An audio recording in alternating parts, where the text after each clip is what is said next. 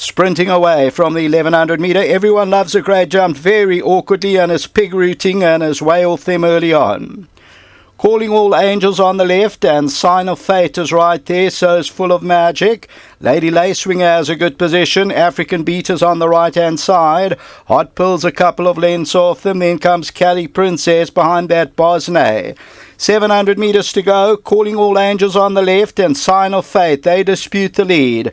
Behind that is Hot Pill, Lady Lacewing. African Beat is on the right-hand side, and Full of Magic's also trying to get into the race. 400 metres to go. Calling All Angels, Sign of Fate. And now Hot Pearl is putting in a claim. African Beach trying to make a race of it as they come down to the last 200 metres. Calling All Angels, Sign of Fate. And Hot Pearl's also trying to get into the race. And on the outside is African Beach. Calling All Angels just the leader from Sign of Fate over the last 100. Calling All Angels holding them on though. On the outside is Sign of Fate, but Calling All Angels won it. Sign of Fate second, then Hot Pearl, and behind that African Beat.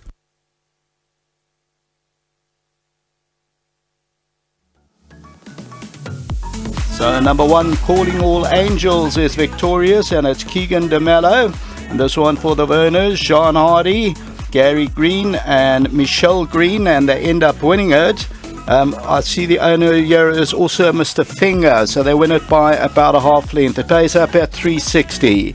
Second, number 2, Sign of Fate, and it's about 5 lengths to number 4, Hot Pill, and they were followed by number 10, African Beat, and then number 3, Full of Magic, and number 6, Lady Lacewing. The tote favourite was number 10, African Beat, on the right-hand side, and Calling All Angels continues to go here to win it. This is the new Predator, and it wins it, and bred by Bruce Leroux. I saw Gary Green and Mr. Finger on track, and they end up winning it by about a half length or so.